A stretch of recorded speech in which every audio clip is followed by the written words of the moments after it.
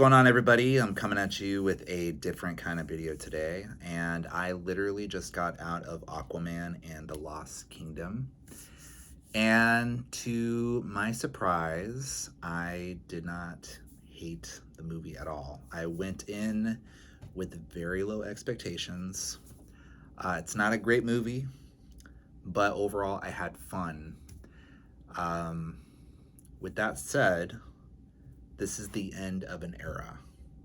The DC Extended Universe. 2013, beginning with Man of Steel, to 2023, ending with Aquaman and the Lost Kingdom.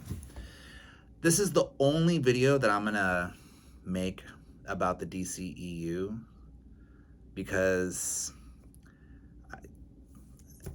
now that it's officially over, I feel like I can come out and say my 2 cents on this run because something else is on the horizon. But if you're a DC fan like me, especially a Superman fan, the last 10 years have been excruciatingly brutal. It's been very hard.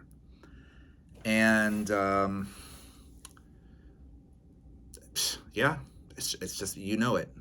So I'm just going to quickly run through all of the movies that I see on the list over here, okay? When Man of Steel came out, when news that they were going to reboot Superman, I think this is back in 2011 or 2010, 2011, I was so happy. I was not happy with Superman Returns, and when Zack Snyder was announced that he was going to direct Superman, I was excited. I was like, oh wow. I liked Man of Steel. I did like Man of Steel. Superman was punching, kicking ass. That was a big improvement. And then came Batman versus Superman. That movie was way ahead of its time. I saw that movie 3 times in the theater just to be sure what my thoughts were about it. Yeah, that was very tough. I mean, what's interesting is, you look at the box office, and the box office was a lot. But I guess the executives, they just weren't happy with the global returns in comparison to Marvel. The Ultimate Edition, I actually do like the Ultimate Edition. It has 30 minutes extra. Suicide Squad, I was disappointed. I am looking forward to the director's cut of David Ayer, so I think we'll eventually see that. Wonder Woman, wow. What a breath of fresh air. At that time, I thought that was going to be a very pivotal moment for DC. And then came Justice League, and yeah, that was pretty tough. I mean, I've always been an advocate for back then to pretty much reboot DC from there, because if you can't get Justice League right, then you should not be doing the DC universe at all. Like, that was just my whole thing. I understand there's a lot of things at play. I get it. Politics, a series of unfortunate events. It is what it is. Aquaman was entertaining. I liked Aquaman. I liked it. I thought it was visually stunning and different in comparison to a lot of the comic book movies at the time. Then comes Shazam. I like Shazam. Good movie. I like Shazam. I'm not a really big fan of the obvious muscle suit. That's like my only criticism of the movie. It's very, very minor, but I don't like the excessive padding. I thought that was kind of a bit much. Birds of Prey. And the Fantabulous Emancipation of One Harley Quinn. I actually did like that. That was like I think one of the few movies I saw before the pandemic because I think that was like February of 2020. Okay. Wonder Woman 1984. Oof. I drove all the way to Las Vegas to go see Wonder Woman on the big screen. And that was a very disappointing experience. We all know what the deal is with Wonder Woman 1984. Okay. Uh, then there was Zack Snyder's Justice League. Wow. Um, that was fun. I actually enjoyed uh, Zack Snyder's Justice League. I still feel some type of way about the Snyderverse in how it was developed after Man of Steel. Um, but I completely understand why they went in the direction that they went because it was a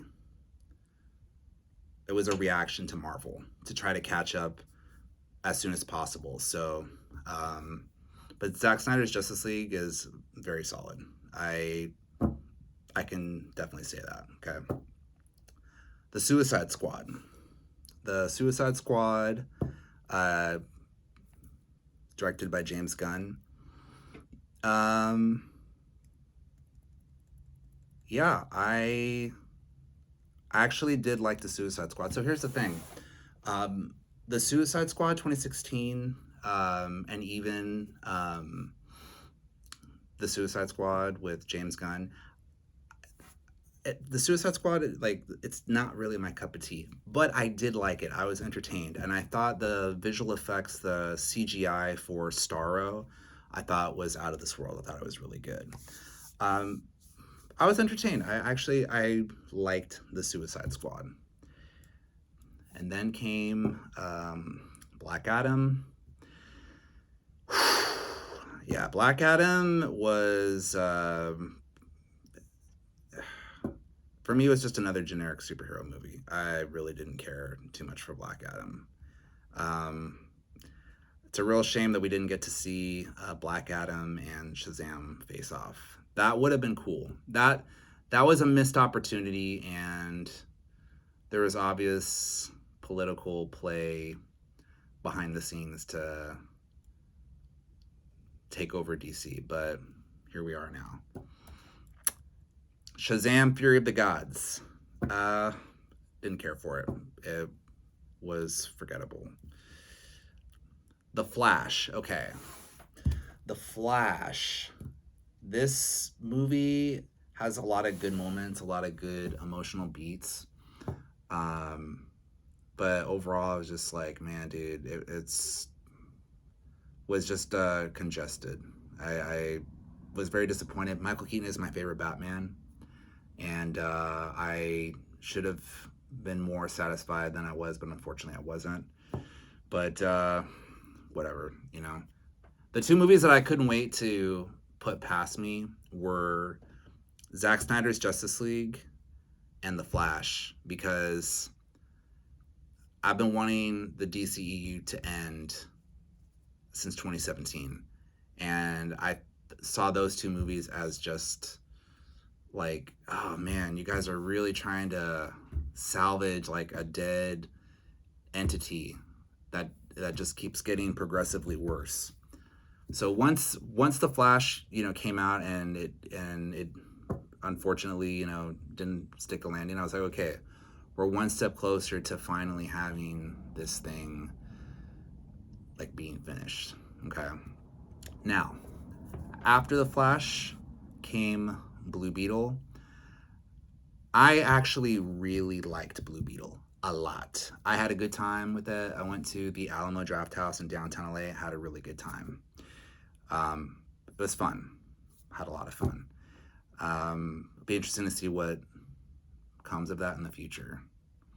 And then last but not least, Aquaman and the Lost Kingdom. It wasn't atrocious. It wasn't horrendous. I know it's getting a lot of bad reviews, but I had a good time in the theater with it. I was able to kind of disconnect my mind. There was a actual story. Could it have been like executed better? Absolutely, absolutely. But Oh, and last thing I'll say, so I'm gonna be very honest. I have not been a very big Jason Momoa fan, but the last few years I've actually really grown to like him. I actually liked him in Fast X. I thought he was really good in that. And there's some moments in here where you see Jason Momoa, Aquaman, Arthur Curry. You really get that, like you totally see that he's a father, and you really see like he just has like real honest, like genuine moments. I thought those increased his likability with me. But that's it. It's been a hell of a run, 10 years. I'm so glad that we can put this universe to rest, and I'm very much looking forward to seeing what James Gunn is going to do with Superman. The fact that he said that Superman is important, if not the most important character in the DCU, the DC universe, that makes me feel very hopeful. So we'll see. We'll see. It looks like we're going to get a very unique and different Superman movie, and I'm pretty happy about that. I'm very happy with the casting choice of David Corn Sweat. I thought he was fantastic in The Politician. And the only reason why I saw The Politician was because when actors like make their voice known as like what their dream roles are, especially like Superman, I pay attention. And I saw an article. Yeah, David Corn Sweat voices his desire to play Superman. I was like, all right, cool. Let me check him out. He's got a good look, and he has like the voice, and he's American, and he's also a alumni at Juilliard, which was the same school that Christopher Reeve went. So that's a good sign. That's looking pretty good. But that's it. That's it. End of an era. Um, hopeful for the future, and that's pretty much it, guys. Thanks for watching, and stay tuned and see what's on the horizon, because I think we're going to see some pretty interesting stuff when it comes to the DCU. And on that note, I will see you on the next one.